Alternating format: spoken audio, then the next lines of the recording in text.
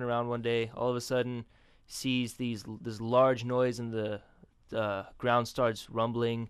And he looks over and he sees this totally crazy machine. It has, the four faces, a wheel within a wheel, etc., etc. And it totally describes something mechanical. And then this guy with this glittering suit steps out and says, "Son of Man." And Ezekiel is so impressed by this, he drops to the ground and he starts worshiping this guy before the guy even says, "Hey, I'm God." So it totally blew his mind. Got a couple of those guys in the Old Testament, Ezekiel and Enoch. And then you got one in the New Testament, and that's John of Patmos. And they have experiences the rest of us don't have. My favorite experience, there's actually two parts in the Bible that I think are absolutely clear evidence for extraterrestrials. The first one is Exodus 19:18, where Moses is going up to the mountain, and all of a sudden the mountain starts shaking, and then there's this tremendous fire that engulfs the whole mountain, and it has the thunder of a waterfall. But anybody who has ever been to Niagara Falls knows that if you compare the rushing waterfall with the space blast, it's the exact same sound. Yeah, it's just... And... It's actually an easy sound to make for sound effects. Yeah, and you don't have to push a button for that one. Right. And so that's God coming down. And the next one is 2 Kings 2:1. 2 Kings 2:1. All right, look it up. Elisha and Elijah, the father and son, are walking, and all of a sudden this chariot of fire swoops out of the sky, abducts Elijah, and it just takes him off, never to be seen again. And Elisha's just standing there like, what just happened? I am totally confused. But they're both flying vehicles. And he says, why has God not helped me? Which is an interesting piece, because he asks, why has God not helped me? Not, why has God taken this man away? So that means there must be more things flying around than just God. Because if it was only God, then he would say, oh, okay, God's taking him away. Mm-hmm. But he knew that this being wasn't God, or this flying chariot of fire. And when things fly with fire, obviously we have to interpret that as extraterrestrial. Well, if actually it's rocket science as opposed to other things, it's difficult to slow down and grab somebody because you're traveling at enough velocity to stay up there. Well, if you use a transporter like in Star Trek, like I got a about. Star Trek. Zap, and away you go, Scotty, beam me up. There's no intelligent life on this planet. And like I was saying, you trace that to everything. So we've already been to South America. In Asia, their first emperor's name was Wang Di, and he arrived from the belly of a dragon. And dragons are flying. Dragons have fire coming out of At them. least Chinese dragons are flying. Yes. And not all dragons fly, but Chinese dragons, they do. And the legend goes that whenever they flew is when the fire would come out. It wasn't just if they were attacking something. It was whenever they flew, the fire came out. But they didn't have that reference that, hey, something's blasting off here. So they had to personalize it. Well, what importance is understanding all of that to us in the here and now? It gives us a broader idea of the universe. Just recently, they found that there's actually a star that's shooting water out. It's a hard concept to grasp because stars are so hot, but a star is shooting water out. And, so that means that life could be on other planets. And with all these things visiting water us, is an essential element of making life. If you don't have moisture, you ain't going to get it. Yeah. We were beginning to understand that a lot better here in Houston, but that has changed in the last few days. Well, it's so humid here, you just, whenever you walk on the pavement, you're walking on life. The man's name is John Mcadam, and this is his second trip to Ray on the Radio. And we have a goodly number of audience out there. This is the best number I've had in the last 2 weeks. You've been promoting the show? Actually, I have. And can I just give two quick Sure. things? The first thing is I have made a 20-year resolution. I got that email or that Facebook notice. I would like everybody to follow me. A race takes maybe a day, but can you hold up for 20 years? My resolution is I'm going to write 200 books, fiction and nonfiction, in the next 20 years. So by the time I'm 40, I will have 200 books on the market. And and they're going to be quality books. I get this question a lot. Are they just going to be books that you just throw out there half? But No, they're going to be quality books. Okay, now, And John, you understand that there are some of my goals and aspirations as an activist that I have waited 40 years to accomplish. yeah, this is why it's 40 years. This is It why took me 40 years to get the present mayor elected to the city of Houston, and I worked on it a little bit every day. This is why I'm calling it the 20-year challenge, not 20-year easy thing.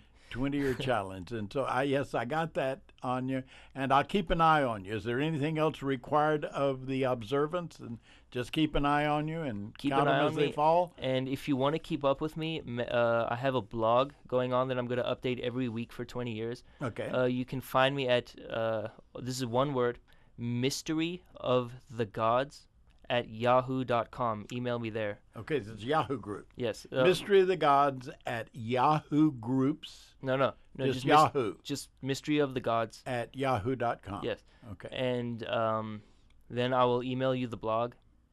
And I just want to give a shout out to my fiance, Okay. Erica. I love you. Okay, that's the mandatory radio thing. You've got to say hello to my mother and the little people that helped me get here. I'm one of the little people around here. You're listening to Ray on the radio, and I always take time each show to remind you that the wonderful music collections that come on whenever I'm not on the air. And let's see, the gnarly Bob Marley was on early on, and Jeff Beck. Now that's serious music. Sly and the Family Stone, and what was on just before we went on the air was Captain Beefheart and the Magic Band playing Candle Mambo. And when I'm not on the air, we play eclectic music. You're listening to Ray on the Radio on hmsnetradio.org. And we're eclectically powered and multidimensional, and we're listened to only by the finest invited audiences in the world. Now, I deputize everybody listening right now to ask other people, invite them to the party, and that's the way we grow. As we invite one another here, I sometimes send out a Facebook blast and say what I'm going to do, and if you get one of those in your Facebook thing, you can Facebook page me as Ray Hill. My Facebook address is hillray@sbcglobal.net. That's one way to get in. The other way to get in is go to my website, therayhill.com. You can email me personally at ray@therayhill.com. And you're sporting a book here today. What did you bring with you, by the way, in the book? Just so I didn't forget anything. Okay, just so you didn't forget anything, in case you needed to refer to notes. But as you know, John actually does pretty well at contextualizing his ideas. He's got a sharp memory, and he studied and anguished over this. You've anguished over this. This has been struggling with these ideas as part of the challenge of your personal life. It is. It's not just about finding evidence. It's about finding why it's the right evidence. Right. Skeptics have a big argument. Sure. Can I give you an example real quick? Sure. Okay, so in Mexico, in this city, the name is escaping me right now. Maybe you can help me out. They found Lord Pakal's lid. Yeah. Do you remember the name of that city? It starts with a T. Yeah. Tehuacan or no, it's not Tula. It's Tikal. There you go. Tikal. Anyway, so they found this this giant slab, and on it is a picture of a man riding a vehicle, and there's fire behind him, and it's a very famous picture. Yeah. Now, obviously, the Mayans shouldn't know about fire-propelled vehicles. Mm-hmm. Now, always the right reason to know your stuff is so a skeptic doesn't catch you. The skeptics say this is really Pakal blasting off into the underworld. But what you can counter skeptics by saying is that what the Mayans would do is they would magnetize the sky by looking at it in an artificial lake that they made in the middle of their city, and that was the underworld. So if he's flying into the underworld, it's really the sky. And they have found bone fragments. They actually found his skeleton in the tomb, because it's Pakal's tomb, but it wasn't his because they matched teeth. They did some scanning with their stuff with the teeth. I'm not a tooth expert or corpse expert, but they found that it was actually like a 17-year-old kid that was in there, rather than this guy who was supposed to have lived for 60 years. If you came from outer space, and you brought wisdom down, couldn't you pretty much pick your own age? Isn't that possible? Just because he's 17, you're a 17-year-old kid, doesn't mean that it wasn't him. Because you got to think of all of it, the physics of it. Well, the thing is that they reported him being down there for 60 years. Mm-hmm. So you're not going to have 17-year-old teeth unless you are from a culture that gives you the ability to manipulate even that. Which is, can I throw something out? Do we Sure. have time? If you want evidence, look up Lloyd Pye. Lloyd Pye? P-Y-E. P-Y-E? He has found the skull that in a cave that was said to be the home of an extraterrestrial hybrid and its human mother. And they found... Just Google him and he'll pop up? Yeah. Lloyd Pye, P-Y-E. It's called the Star Child skull. Okay. And they've done testing on it, and skeptics want to say that it's really just a kid with Down syndrome, and that the whole mythology about it being half god, half human is silly, obviously, because scientists can't say, okay, we believe that this is an extraterrestrial. Sure. And the thing is that they've done DNA testing, and only about 10% of it is human. I began today's show telling you about bumper stickers. And do not believe that everything you think is true. And the other bumper sticker on the same car in downtown Houston, same time, is do not think that everything you believe is true. We live in a world and in an environment where everything is subject to question. We created that world. It's called the scientific process. It's a very Western idea. Ask questions. If it can be done to be proven one time, it has to be reproven again, or it's not real anyway. That's the scientific method. But if you can duplicate it handily, and you see that it is reproducible, then you can take it to the bank that it is real. We've been talking about things with John Mcadam on Ray on the Radio today, about things that we can't necessarily go back and reprove or question, but we can certainly think about them.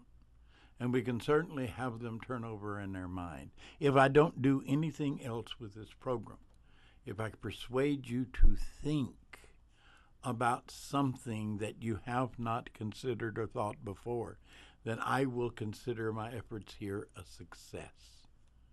I want to thank you for listening. I'll be on tomorrow. Tomorrow is a Friday. On Friday, it's kind of potpourri day, and we're doing pretty well with the telephone today. Why don't you call and give me a topic to talk about tomorrow? If you don't, I will be talking about the next day, which is Pride Week parade, and organizing a military float for Pride Week parade. And we're going to be talking about what we're celebrating in that regards is the end of Don't Ask and Don't Tell. I want to thank you for asking and telling. Tell your friends to listen and ask them to look up Ray on the Radio or therayhill.com. Follow the links to the radio station. You can go directly to HMS Net Radio. If you're interested in media, you can come down here and use this very studio to learn how to do radio of your liking, and in the whatever subject that is important to you, you can expose to the public. Or, right down the hall, we got television studios with cameras and control rooms. And we can't staff it for you, but you can come in and train and use the equipment and produce your own television. How exciting. You can get information about that by going to hmstv.org or hmsnetradio.org. This is Ray Hill on a wonderful Thursday afternoon. I hope you caught some rain. I hope your grass didn't leap up to grab it as it was coming down from the sky. We'll be back tomorrow. Hopefully, have a good weekend ahead, and I'll see you on this show tomorrow afternoon. Say bye.